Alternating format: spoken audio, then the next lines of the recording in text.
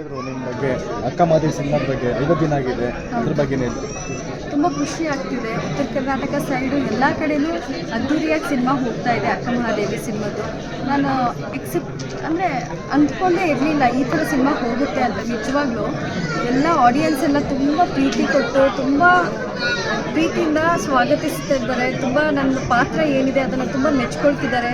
Mouth publicity ತುಂಬ ಚೆನ್ನಾಗಿ ಆಗ್ತಿದೆ ಅಂತ ಹೇಳಕ್ಕೆ ಇಷ್ಟಪಡ್ತೀನಿ ನಾನು. ಸೊ ಇನ್ನೂ ಯಾರ್ಯಾರು ನೋಡಿಲ್ಲ ಸಿನಿಮಾನ ನೋಡಿ ಅಂತ ಹೇಳಕ್ಕೆ ಇಷ್ಟಪಡ್ತೀನಿ. ಸಿನಿಮಾ ರಿಲೀಸ್ ಜನವರಿ 2ನೇ ತಾರೀಕು ಆಗಿದೆ, ಇನ್ನೂ ಸಿನಿಮಾ ನಡೀತಾ ಇದೆ. ಸೊ ಯಾರೆಲ್ಲ ವೀಕ್ಷಿಸಿಲ್ಲ ಎಲ್ಲರೂ ಹೋಗಿ ಸಿನಿಮಾನ ನೋಡಿ. ಲೈವ್ ಆಗಿ ನೋಡೋದಕ್ಕೂ ಲಂಗ ದಾವಣಿಯಲ್ಲಿ ನೋಡೋದಕ್ಕೂ ಸಿಕ್ಕಾಪಟ್ಟೆ ಡಿಫ್ರೆಂಟ್ ಆಗಿ ಕಾಣ್ತಾ ಇದ್ದಾರೆ ಮೇಡಮ್.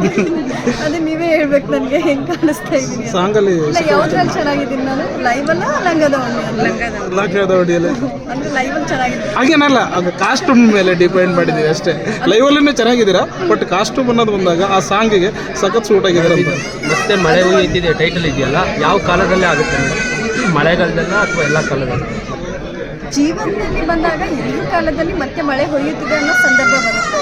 ಆದರೆ ನಮ್ಮ ಸಿನಿಮಾದಲ್ಲಿ ಮತ್ತೆ ಮಳೆ ಹೊಯ್ಯುತ್ತಿದೆ ಯಾವ ಥರ ತೋರಿಸಿದ್ದೀವಿ ಅಂದರೆ, ಮಳೆ ನೀವು ನೋಡಿರ್ತೀರ ಸ್ಕ್ರೀನ್ ಮೇಲೆಲ್ಲ, ಮಳೆ ಬಂದಾಗಲೆಲ್ಲ ಶೂಟಿಂಗ್ ಮಾಡಿದ್ದೀವಿ. ಹಾಗಾಗಿ ನಿಮಗೆ ಮಳೆಗಾಲ ನಮ್ಮ ಸಿನಿಮಾದಲ್ಲೇ ಕಾಣಿಸುತ್ತೆ ಅಂತ ಹೇಳಕ್ಕೆ ಇಷ್ಟಪಡ್ತೀನಿ ನಾನು. ಇವಾಗ ಬೇಸಿಗೆ ಕಾಲದಲ್ಲೂ ಮಳೆ ಬರುತ್ತೆ, ಚಳಿಗಾಲದಲ್ಲೂ ಬರುತ್ತೆ. ಇವಾಗ ನೀವು ಮತ್ತೆ ಮಳೆ ಹುಯ್ಸ್ತಾ ಇದ್ದೀರಾ, ಇದು ಸುನಾಮಿ ಏನು ಬರಲ್ಲ ತಾನೆ ಮೇಡಮ್? ಇಲ್ಲ ಸುನಾಮಿ ಏನು ಬರಲ್ಲ, ಮಳೆ ಬರುತ್ತೆ. ಇನ್ನು ಆ್ಯಕ್ಚುಲಿ ಮತ್ತೆ ಮಳೆ ಐತಿದೆ. ಆ್ಯಕ್ಚುಲಿ ಪತ್ರಕರ್ತರು ಪರಂ ಗುಬ್ಬಿ ಸರ್ ಅವ್ರ ಬಗ್ಗೆ ಹೇಳ್ತೀರಾ? ತಯಾರಿ ಹೇಗಿತ್ತು? ಅವ್ರ ತಯಾರಿ ಮುಂಚೆಯಿಂದನೇ ತಯಾರು ಮಾಡ್ತಾಯಿದ್ರು. ಅವರೆಲ್ಲ ಸ್ಕ್ರಿಪ್ಟ್ ವರ್ಕ್ ಆಗಲಿ. ನಾನು ಅಕಸ್ಮಿತವಾಗಿ ಬಂದೆ ಈ ಸಿನಿಮಾಕ್ಕೆ. ಲಾಸ್ಟ್ ಮೂಮೆಂಟಿಗೆ ಈ ಥರ ಇದೆ ಮೇಡಮ್, ನಮಗೆ ಕಾದಂಬರಿ ಆಧಾರಿತ ಸಿನಿಮಾ ತಾವು ಬರ್ತೀರಾ ಅಂದರೆ ನಾನು ತುಂಬ ಖುಷಿಯಿಂದ ಒಪ್ಕೊಂಡು ಹೋಗಿ ಸಿನಿಮಾ ಮಾಡಿರೋದು. ತುಂಬ ಒಳ್ಳೆ ಸೆಟ್ಟಲ್ಲೂ ತುಂಬ ಚೆನ್ನಾಗಿ ಏನಾದರೂ ಡೌಟ್ಸ್ ಇದ್ದರೆ ಚೆನ್ನಾಗಿ ಹೇಳ್ಕೊಡ್ತಿದ್ರು, ತುಂಬ ಸಹಕಾರ ಮಾಡ್ತಿದ್ರು ಎಲ್ಲ ಕಲಾವಿದರಿಗೆ ಅಂತ ಹೇಳಕ್ಕೆ ಇಷ್ಟಪಡ್ತೀನಿ. ಮೇಡಮ್, ನಿಮ್ಮ ಸಿನಿಮಾ ಏನೆಲ್ಲ ಅಂಶಗಳನ್ನ ಒಳಗೊಂಡಿರುತ್ತೆ? ಫ್ಯಾಮಿಲಿ ಓರಿಯೆಂಟೆಡ್ ಸಿನಿಮಾ ಅಂತ ಹೇಳಕ್ಕೆ ಇಷ್ಟಪಡ್ತೀನಿ.